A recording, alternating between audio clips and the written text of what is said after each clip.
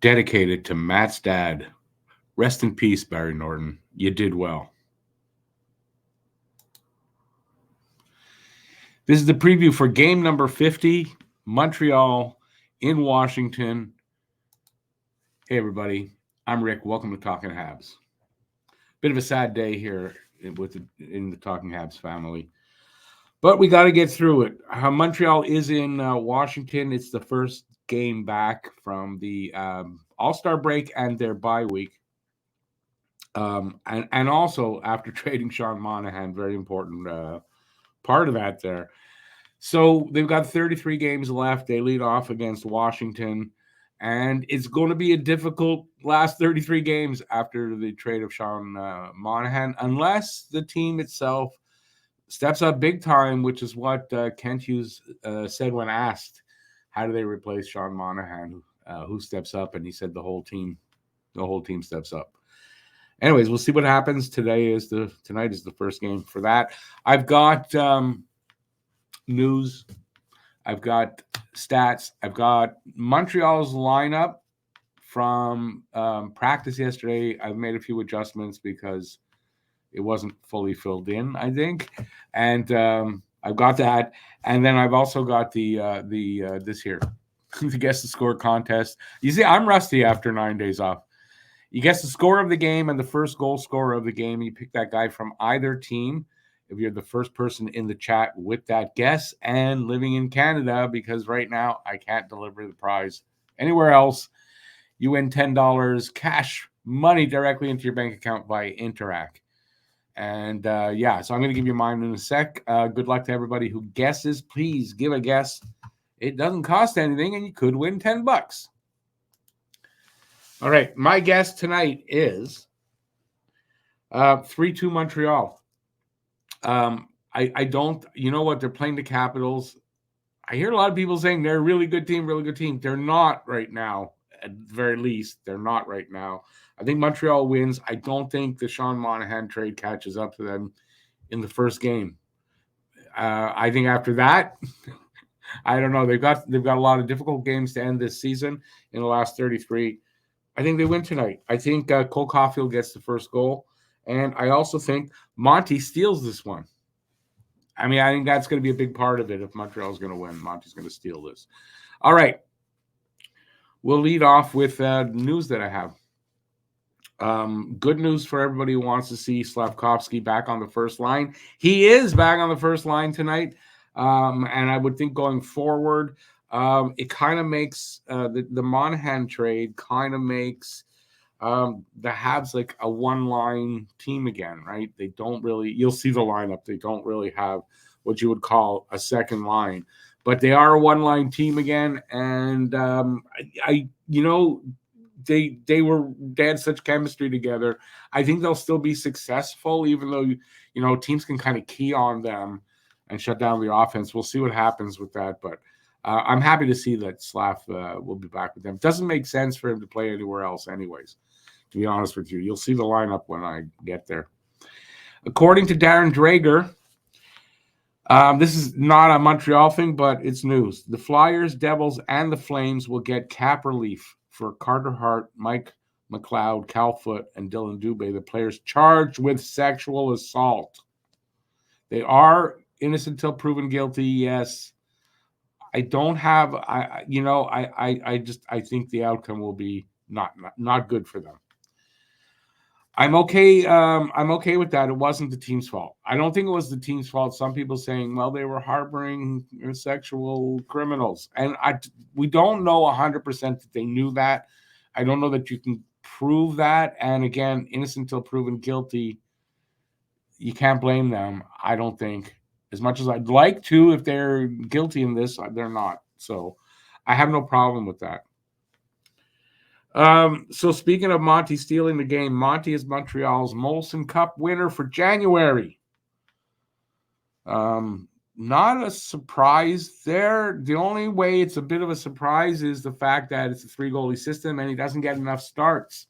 So if that's the case, that he's the Molson Cup winner, he's been playing good. And imagine you give him a few more starts. My opinion is Monty should be playing 6 out of every 10 games. So 33 games going forward. He should be playing 19 or 20 games of those, in my opinion. Will he? Only if they move a goalie soon. Why did Kent Hughes trade Sean Monahan over a month ahead of the trade deadline? It's a good question. And the reason is injury.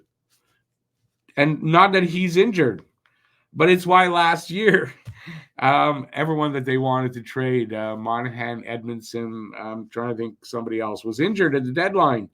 And he wanted to avoid that from happening again. He pretty much said that in his press conference. So, yeah. And makes sense. You know what? They're not going to make the playoffs, and they're not going anywhere anyways. Why take a chance that he gets injured before the deadline and now you lose that first-round pick? So I think, it was just a matter of, yeah, we got the offer we wanted. We didn't have to retain salary. We're taking it. With Sean Monahan gone, Montreal's face-off numbers are going to drop. They're going to suffer. They lost Dvorak, their best face-off guy, and now Monahan, their second best face-off guy. They're going to drop. They're going to drop. I mean, unless Gignac and Kandada and maybe Alex Newhook, if he's in there, who's not great at the dot, unless their numbers are good, I mean, it's going to drop. Power play. Monahan was a big part of power play 1. He's not going to be there. I think I agree with what I've heard, that Slav should go into that bumper slot that Monahan occupied. They're not doing that. They're putting Pearson. So it's Suzuki, Caulfield, Pearson, Matheson, Slavkovsky. So some people were afraid it's going to be Anderson. It's not. It doesn't really work with Anderson. We know this. They're going to try Pearson. And then I guess they'll go from there. Power play 2, Harvey Pinard, Andy, and Gignac, I think, in the bumper spot. Ulinen and Xhekaj. That's the power play for now going forward, and they'll adjust as needed, I imagine. In his last 9 games, Cole Caulfield is 6 and 12 points. So 6 goals. I forget, it's not a goalie. He's got 6 goals, 6 assists, 12 points. And that's in 9 games. So, just a little bit more than a point a game. I hope he can continue that role, that what's the word I'm looking for? He's on a roll. So I think potentially having Slavkovsky in there, and even though the loss of Monahan, that might help keep that line producing the numbers they've been producing going forward. And Slav is on kind of a roll, right, too. He has, what do I got here, 13 points in his last 20 games. I'd like to see him increase that potentially. I don't know if he can, but at least keep up on that pace. And we'll see. Otherwise, I don't know who's going to Matheson will pass Monahan on the score. You'll see on the scoring list. After that, I don't know. Monahan might stay up there for the rest of the season. We'll see. Speaking of Monahan, he led the team in scoring in January and was player of the month. He's going to be missed big time. Brendan Gallagher still has 4 more games on suspension. He won't be back till not this Thursday, it's Thursday after. And Brandon Gignac and Lucas Kandada were added to the roster. For Gignac, it was they had to sign him. He wasn't signed to a Habs contract, just Laval. They signed him to a 2-year, 2-way deal. And the money is it's $775 each year, but it's the Laval money. He's getting $150 in Laval first season and $400 or $350, depending where you look. The second season, which should be a deterrent if they do have to waive him to send him to Laval, because they will have to waive him to send him there. If they do, it's unlikely teams will pick him up if they've got to pay him that much in the minors. So we'll see. And I think they must have some confidence in Gignac to sign him to that contract, because if he doesn't make it here, they're paying him a lot of money in Laval. They must have confidence that he could be a player that sticks around. That's all the news I got. Look at that. No, two more pieces. Ovi. We're playing Capitals. Alex Ovechkin. He's only got 9 goals this season. 9 goals. That's it. That chase for Gretzky's goal totals, it's in jeopardy. I'll just say, just because of his age, it's in jeopardy. So unless he can pick that up again next year and get back to Alex Ovechkin somewhat, I don't know that he makes that unless he just hangs in till he's 50. I don't know how far away, but he's not that far away. But still, 9 goals. We're more than halfway through the season. He's also minus 17. There's not that, it's not the biggest thing, but minus 17, that's not great. The Capitals have won only 5 of 17 games since the Christmas break. They're on a downswing. This is a good time for Montreal to be meeting them, unless they have whatever time off they had. They managed to recover whatever, get their mojo back. If that's the case, maybe it doesn't turn out the way I'm thinking, but we'll see what happens with that. It's an older team. It's not a surprise if they kind of not as good at the end, near the end of the season. All right. I think that's it for the news. Yeah, let's look at the game. The game tonight, as I said, Montreal 20, 21, and 6. In Washington, they're 22, 18, and 7. How to watch this game? Start time 7 p.m. Eastern, 4 p.m. Pacific. In the Habs regions, TSN2 in English, RDS in French. In the Caps region, Monumental Sports. Streaming ESPN Plus, TSN Plus, RDS, and where I'm going to be watching it, Sportsnet now, or Sportsnet Plus, wherever you are, that's what they call it. Season series, we beat them 3-2 in overtime, October 21st, so very early on in the season. We're playing tonight, and once again, not too long down the road, February 17th, so 11 days from now. No, I went backwards. Last 10 games. Habs are 3-4-3. They lost their last one to Pittsburgh, which seemed like it was an eternity ago. The Capitals are 4-5-1, and they are on a 4-game losing streak. Lost to Dallas in overtime their last game. Again, don't know when that was exactly. Home and away records. Montreal is away, so 10-14 on the road, and Washington is 13-11 at home. Atlantic standings, top to bottom. Boston, Florida, Tampa, and then Toronto and Detroit tied. Toronto's only one behind Tampa, but Toronto in danger of falling out of the playoffs as we get near the end of the season. I hope that trend keeps going. Although they do have games in hand, I'll give them that. Next up is Buffalo. Then is Montreal, tied with Buffalo. And tied all the way around percentage and points. And then Ottawa, only 6 points behind Montreal. And I think, after the Monahan trade, Montreal could very easily end up on the bottom of this division. And I think if you're a real Habs fan and you know that this is happening organically, even though the trade for Monahan, you knew that was going to happen, or it's happening organically, you can't be upset. And they're going to get a great draft pick out of it. So, and the boys are not going to stop trying to win. There's a quote from Matheson where he said he's still going to, I forget how he put it, but he's not slowing down. He's very competitive, and they're going to try to win every game they can. And that's what I expect, and that's what I want to hear from them as well. But I don't see how they can get out of the bottom 10 at all. All right, where was I? Bottom 10. Top to bottom, Coyotes, Calgary, Buffalo, and then Montreal. So they are sitting, in 7th from the bottom? 2, 4, 6, 7. Yes. Minnesota, right behind them. Ottawa, Columbus, Anaheim, San Jose, and Blackhawks. I don't see how they fall farther than at the very most Anaheim. I don't see it being that far.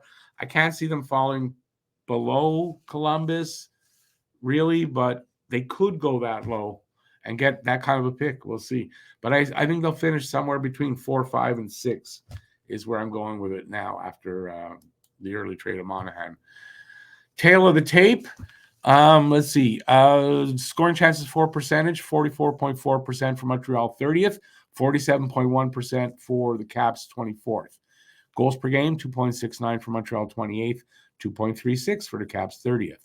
Goals against per game, 3.49 for Montreal 27th, and 3.02 for the Caps 13th. Power play percentage, 19.9% for Montreal 19th, 14.5% for the Caps 27th. Not a good power play. PK percentage, 73.5% for Montreal 29th, and 79.7% for the Caps 17th. Not bad. Head-to-head this year, 1-0-0 for Montreal, 0-0-1 for the Caps. As you look at those stats and say Montreal before losing Monahan, not that far off from the Capitals, and in some ways better.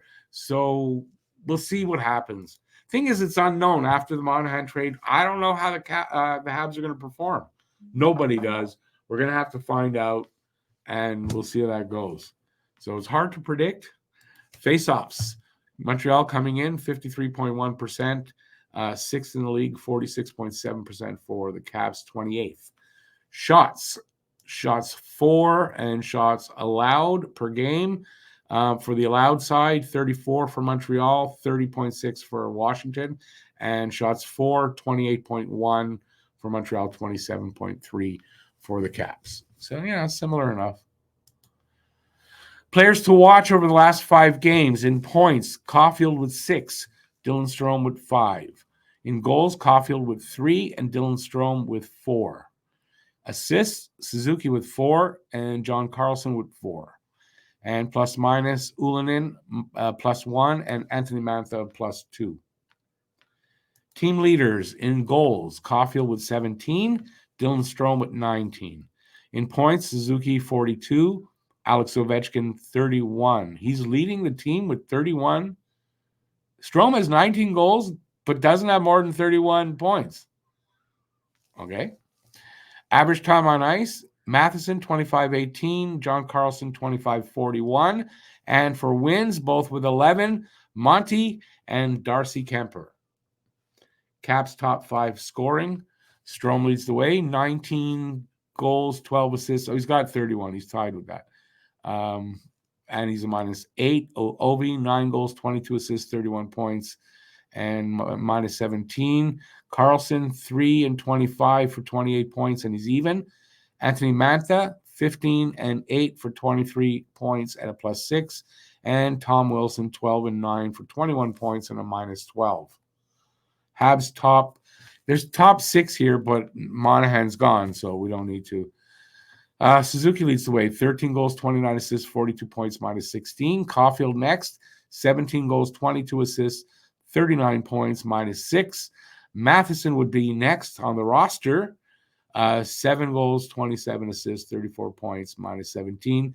And probably tonight or next game, he's going to pass or tie or pass Monahan. Slavkovsky, 7 goals, 13 assists, 20 points, -16. And Gallagher moves in there, 8 and 8. 16 points, -21. So that's how bad their scoring is with 33 games left. Goalies tonight, Monty is the goalie tonight, 11, 7, and 4, 310 goals against. Just take that goals against just took a beating against Boston and has not recovered yet. 905 save percentage. I don't know if it's Kemper or not, but we'll go with that. 11, 11, and 2. 3-2-1 goals against, 892 save percentage. If it's not Kemper, it would be Charlie Lindgren. I don't have his numbers here, but it could be Lindgren tonight, our ex-goalie. Okay, here's the lineups, and this was from the practice yesterday, so guys were, I guess, all over the place, and maybe some guys not there. Anyway, Suzuki, Caulfield, Slav, back together, top line, only real good line on the team. Now, Jake Evans looks like he's going to be the second line center going forward for now until Alex Newhook comes in or Gignac proves to be capable. He's going to have Pearson and Ulanen on his wings. Gignac is going to center the third line. He will have, I'm shifting Armia from that fourth line over to where Condotta is. He'll have Armia and Anderson I think, on his wings. And then Kendata will shift to where Harvey Pinard is. He'll center that line. Harvey Pinard shifts over. Arbor Jacki not as a forward. And Pizzetta. I think Mike Pizzetta comes in and on the fourth line. And I think that's how it'll line up tonight. I know it's a little confusing.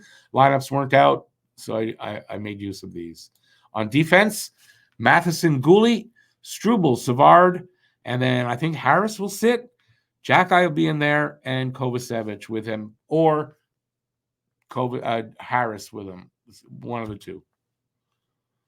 And that's it. Came to the end of that. So there you go, running a bit long. I apologize for that. I was very mouthy and wordy today. Thanks for watching. Let me know what you think about the lineups, all that stuff in the comment section. Leave a guess for the Guess the Score contest. And good luck to everybody who does. And that is it. Thanks for watching, everybody. Stay safe out there. Peace out, y'all. And I'll see you at 7 for the live hangout. Hopefully you guys will join me for that, and then the post game right after that. And that is it. Ciao, everybody.